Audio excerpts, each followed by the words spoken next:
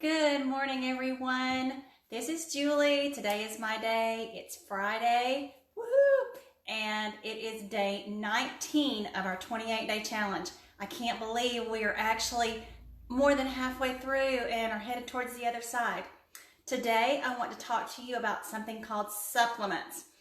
Some of you may have heard of that word. Some of you may have never heard it before. So today's going to be a little different. Hopefully it's going to be informational for you. And if you just walk away learning one new thing, then it's worth it. So anyway, today we're going to talk about supplements and have a lot to share. I'm going to pack it into a little bit of time if I can. Good morning, Gwen. Hope you're doing well. So we're going to talk about vitamins and minerals. That's what I mean by supplements. This is something that someone asked when we filled out the forms. They asked they would like to learn more about. So I may touch on a lot of things today. If there's something that you have a question about when it comes to vitamins and minerals and things, morning, Marlene.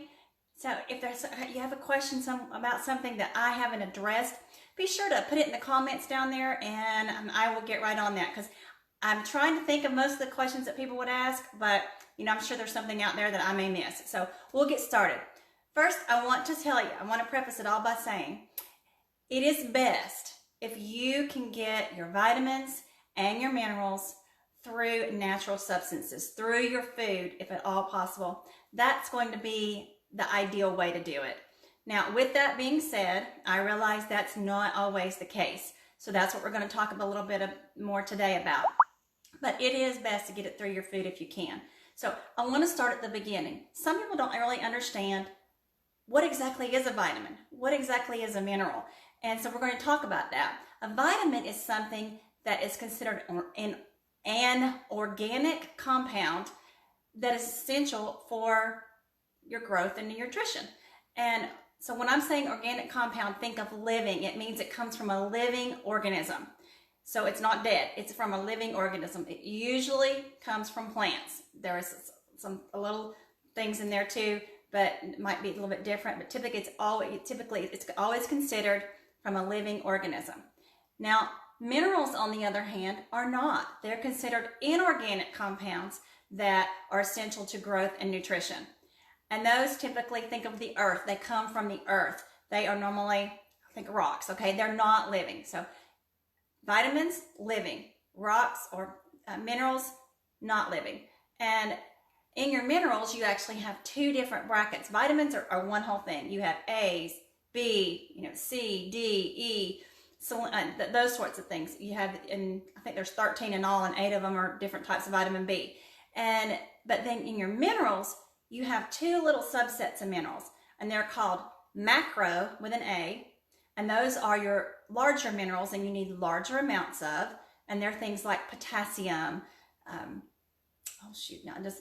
magnesium, phosphorus, those are calcium. Those are going to be your macro with an A, larger amounts.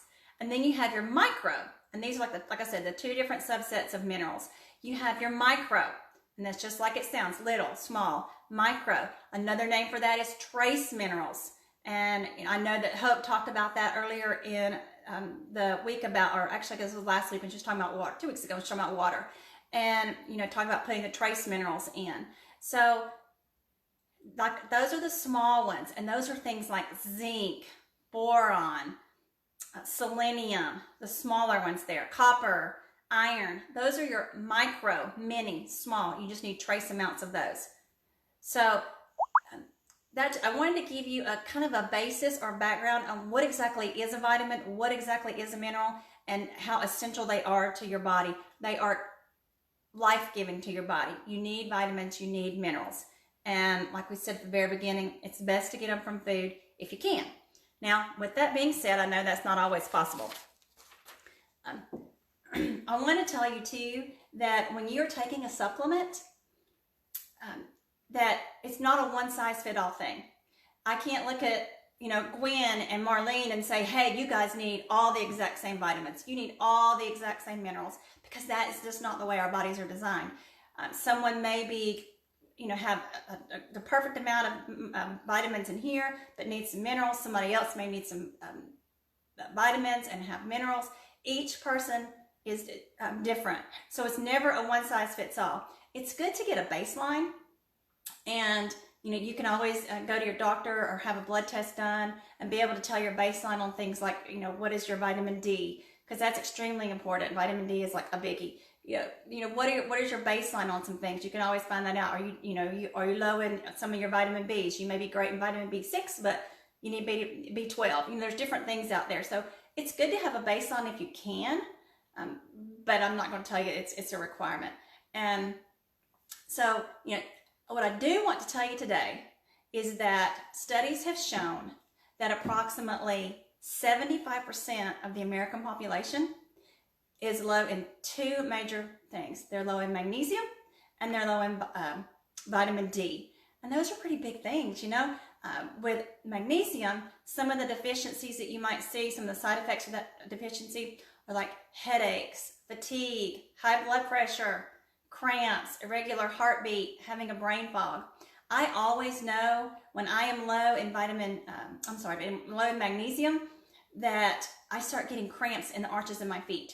I know that sounds crazy, but that is a telltale sign for me. If I ever start feeling like, I can be walking or just sitting or whatever, and I started getting cramps in the arches of my feet or in my toes, I know I am low in vitamin and in magnesium.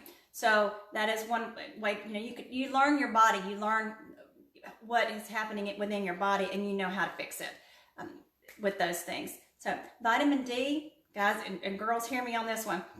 If you are low in vitamin D in women, you can actually feel like you are in full-blown menopause. It can throw you over the edge to be in vitamin D deficiency. Several years ago, and I mean several years ago, I actually couldn't figure out what the heck was going on with me. And I found out, your vitamin D level is supposed to be here, and I was like bottomed out way down here. And I have to take vitamin D every day.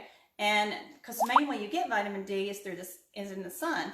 And even though I get out in the sun and stuff, sometimes it's not enough for me. So I have to take vitamin D every day. For men, a lot of times being deficient in vitamin D lowers your testosterone level. And men, you don't want that to happen to you. You don't want to have your testosterone levels lowered. So, that's something else, just to be cognizant of. I just want to give you guys some information and, let you know what's going on out there. Morning, Robert. So, so magnesium deficiencies and vitamin D deficiency. 75% of the population, approximately, according to some studies, have shown that we are low in it. One of the other things I wanted to tell you is if you are trying to get your vitamins and your minerals from food, I want to just give you a few ideas of how you can do that. With calcium, it's things like yogurt, beans, peas, broccoli. Of course, with your iron, it's going to come more from meat, poultry, fish. You can get it from beans. It comes in lentils. With magnesium, if you're looking to get magnesium, you can get it from nuts, seeds, green leafy vegetables. Sorry, I was reading Robert's comment. He says, just remember, when you do vitamin D, you still need to get in the sunlight. Yeah, sunlight is huge. It does work. It works more efficiently if you're in the sunlight. But a lot of times it's hard to get out in the sun, on a consistent basis. So, and with vitamin D, you also want to take it with a fat, which we'll talk about that a little bit more in a minute. But potassium, a good way to get potassium is bananas, avocados, green leafy vegetables, zinc, beans, and nuts. Are you hearing some pattern here? Green leafy vegetables, green leafy vegetables, green leafy vegetables, seeds, beans, nuts. Those things are all going to have the majority of the vitamins and minerals that we need for our body. Of course, vitamin D, huge one is with the sun. People don't realize, you think of vitamin C, typically people always think oranges or lemons or fruits. You can also get it from broccoli, Brussels sprouts, peppers, green leafy vegetables. There it is again. For your Bs, those are, green leafy vegetables. Again, for your vitamin Bs, you can get it in seeds, nuts, beans. Here we go. And of course, A is going to be your carrots a lot. So you can get a lot of your vitamins and minerals from your food. And that's always best. I want to be sure and stress that's always best if you can do it that way. And like I said, though, sometimes you can't. I have to take vitamin D every day. It's just my life, just the way it is. But now I'm going to jump on to the part that I know some of you have been wondering about. You're thinking supplements. Well, what do I take if I need to take supplements? What's that going to look like? which ones do I take? And so just to talk a few minutes about that, if you are going to take supplements, you can get them in many different forms. There's powders, there's capsules, there's tablets, there's drinks. There's so many different ways you can take it. And so when you are going to choose to do something like that, my suggestion would be make sure you read what fillers and binders and different things that are in that, because it may be, this much of the medicine or, the supplement that you need, and this much full of a bunch of crap they throw in there with it. So be careful with that and read your labels. Do you see how what we've been trying to work on over the past few weeks, things are building upon each other? Hope talked at the beginning of the week about reading labels. Well, even if you're looking at your vitamins, it's important, or your minerals, it's important to read the label, because sometimes it is all about quality. You're going to get what you pay for. And vitamins and minerals are the same, just like other things. You get something very cheap and over the counter, a lot of times it's going to be junk. It's going to have a lot of crap put in it that you don't need. And a lot of it's going to be synthetic. It's not going to be naturally made. So remember that you get what you pay for. Morning, Michael. How are you? Haven't talked to you in a while. So, if you think about that, remember to look at who makes it, what's in it, what fillers or binders, what are they using to bring that vitamin together for you. And, I wanted to show you a few things that I have here that I will try to use when I need something. I'll do it here, and I just want to share those with you today too. And I don't normally recommend this. Guys, remember, I'm not a doctor. I don't claim to be a doctor. I do have my certification in therapeutic nutrition, but I'm not a doctor, and so I don't prescribe or anything like that. But one of the things that I choose to use is Mega Food. I don't know if you guys can see. This one just happens to be E and selenium. It's Mega Food, and if you read the back of it, everything in here comes from foods. So basically, it's getting all your foods that we were talking about, getting them in a capsule. So, and Mega Foods does make a multivitamin as well. So it's Mega Food. That's the one I like. I personally like. And you may have your own and favorite, and that's great too. Another good one, and you can get this. This comes from now, Mega Food. I don't think you can get these from Amazon, but I know this one can, and it's called Garden of Life, and this one just happens to be raw CoQ10, and this is like what you would get your CoQ10 and stuff is like from your omega-3s and things like that you need. I don't know if that's kind of blurry, guys. I'm sorry. It's called Garden of Life, and this one actually it's made from chia seeds. For those of you that don't know, chia seeds is actually a good substitute if you're looking for plant-based that you can get a lot of your omega-3s and things from. Something else that I like to do, these are called raw greens, and it's from Naturello, and it's this whole food raw greens. I don't know if you guys can see that. This is actually berry flavored, and it has things like chlorella, spirulina, which is like a high nutrient dense algae, and this is very good and good for your body. And it has things like barley grass and just all your different greens that you need. Sounds kind of gross, I know, but it's really good for you. And this is like you just take, it has a little scoop in it, and you take it and you can put it in water, you can put it in juice, you can put it in a smoothie, whatever you choose to do. This is like an everyday go-to thing for me. And I think when we were talking about water a couple of weeks ago, Hope showed you guys this, and this is Calm, Natural Calm. You see it from Natural Vitality. This is a magnesium. They have magnesium and calcium together as well. And this is what I take. This is great to help you sleep too. And with the chlorella and the spirulina, I meant to tell you, if you do something like that, this is something you have to be careful with if you take blood thinners. If you're on any type of blood thinner, talk to your doctor. Talk to your doctor before you start taking stuff, because it can have some contraindications. But I like the Natural Calm to be able to sleep, like the magnesium. This is just putting in a little bit of water. Heat the water first, put a little bit of water in it. And this is great for sleeping. Great magnesium supplement, high quality magnesium. So I really like this one. And the last thing I want to show you is this is zinc and vitamin C. Now, this is just what I choose to do. So yeah, I agree, Robert. Seaweed is good. And that's in this green powder too. So but this is like I said, it's zinc and vitamin C. Now, I'm not suggesting that you guys go out and do all this. I'm just telling you what I do. So, I don't know if you can see that. It's, there we go. And what it does is, it's a spray. And the reason I like to use this is because it's good for immunity. Zinc is good and vitamin C is good. I like to use a spray mist for something like this if I'm going to be doing vitamin C, because vitamin C is water soluble. What that means is, well, if something is fat soluble, if a vitamin is fat soluble, the body will absorb it and store it in the body for when you need it.